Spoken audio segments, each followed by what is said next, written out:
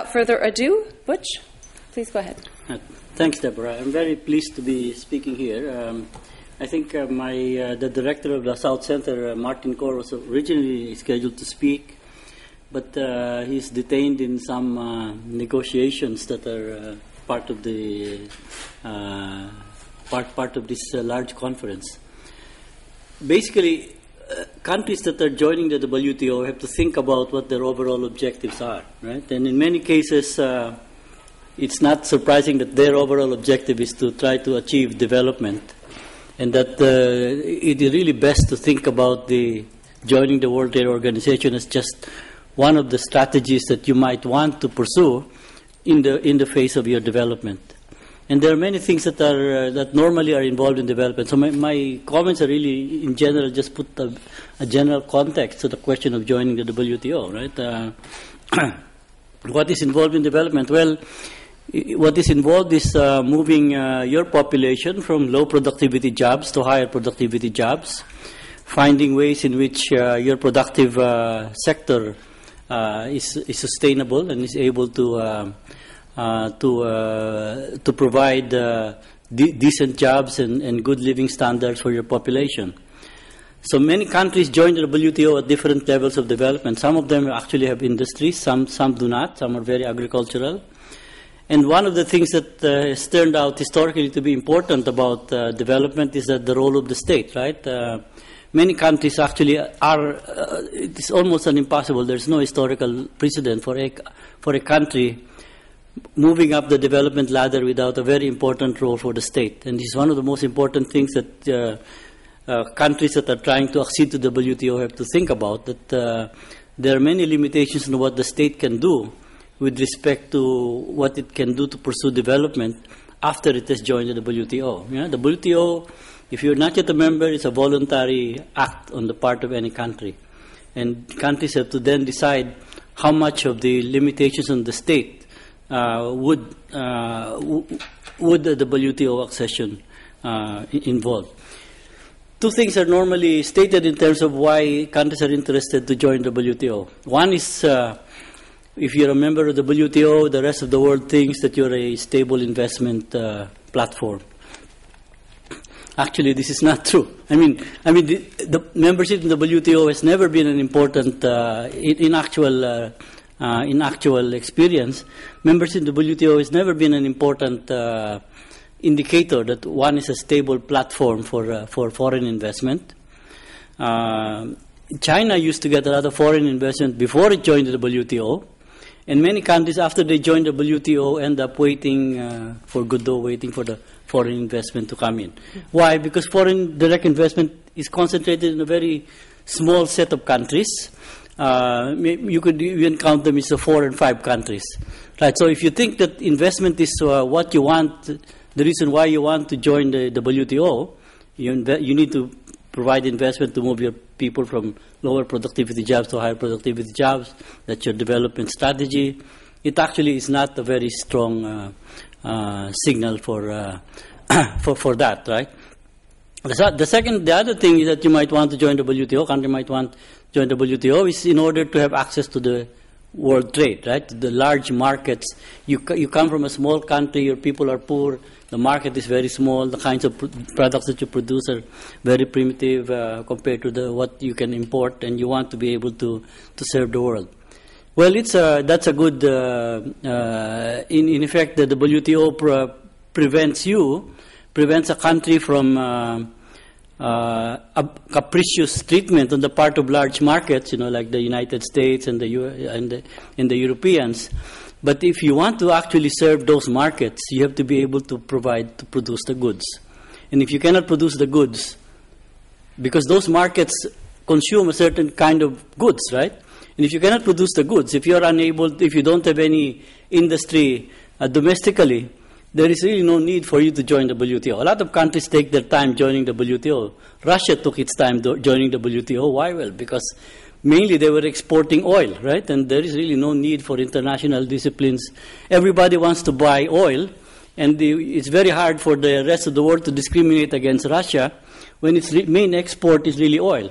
Now, if you have some fine precision machine that you already produce, well, then you want to join the WTO because you don't want a large market to discriminate against you because it wants to protect the producers of fine industrial machines. But if you're not yet a producer of fine industrial machines, I'm not sure there's any hurry to join the WTO. Now, I just want to end by talking about four things that you must bear in terms of the cost that you would join the WTO. The first one is the fact that joining the WTO will severely restrict your industrial policy space. Industrial policy is the ability of government to try to send specific subsidies and specific benefits to certain sectors.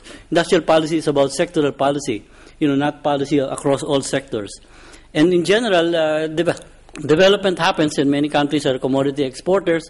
If you want to start processing the commodity domestically, there are many disciplines in the WTO, and I think there will be more details from the subsequent speakers, that would prevent states from, for example, imposing, the example, for example, is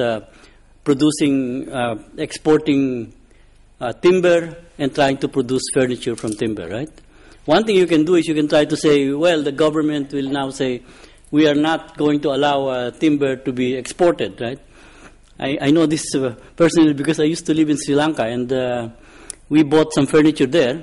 And when we were trying to ship, when we moved away from Sri Lanka and we needed to ship the furniture back to the U.S., a government agency actually came and measured the wood that was, that we were exporting, right?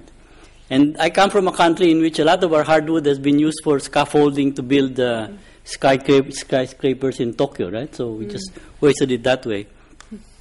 Now, if you want to, one way to start producing furniture is to ban the exportation of timber, right? But that's against the WTO rules.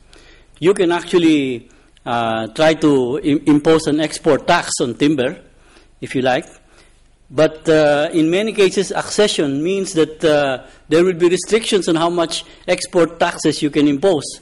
I mean, the other current members of the WTO can actually try to prevent you from imposing taxes on those exports. So that's an example of a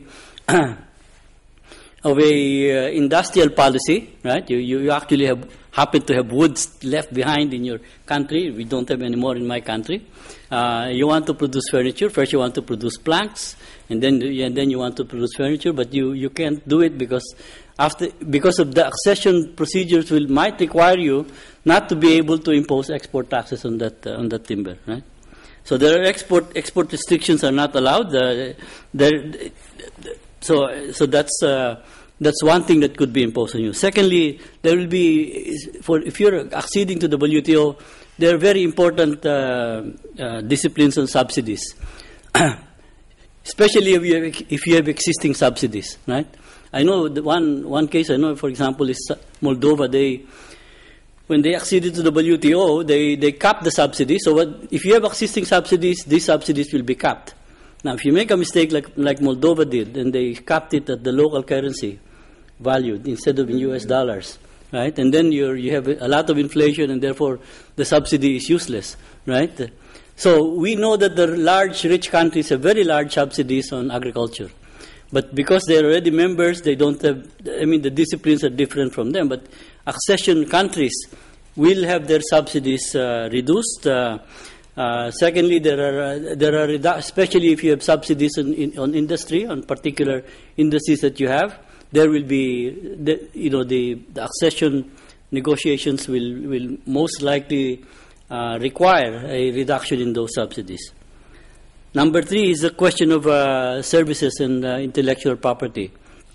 Again, I started by saying that development is about moving populations from low productivity jobs to higher productivity jobs.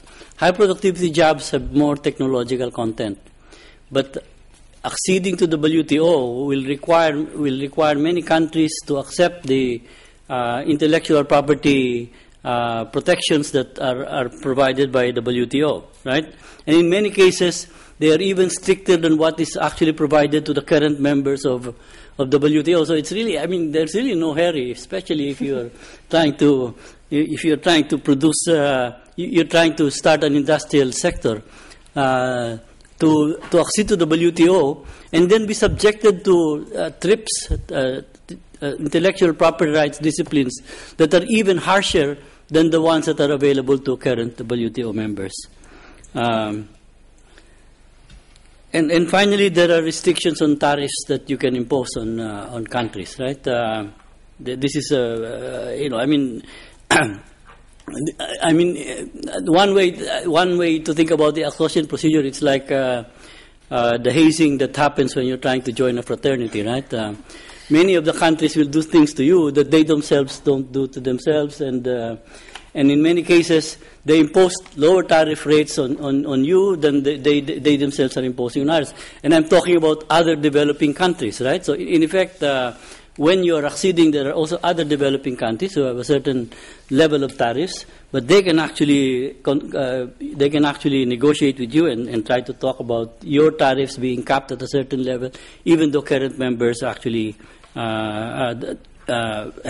enjoy the ability to put in higher tariffs.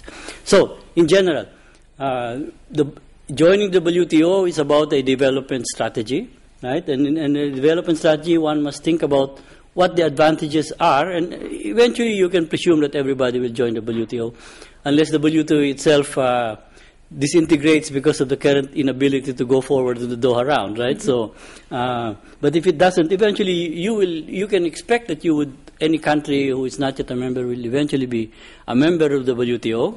But the question is, how do you do it, and when do you do it, and at what speed are you going to join the WTO, and to what extent do you have to trade off the ability to undertake development strategies, because you're going through this process of accession that is more difficult for you than for existing members of the WTO. I want to stop there.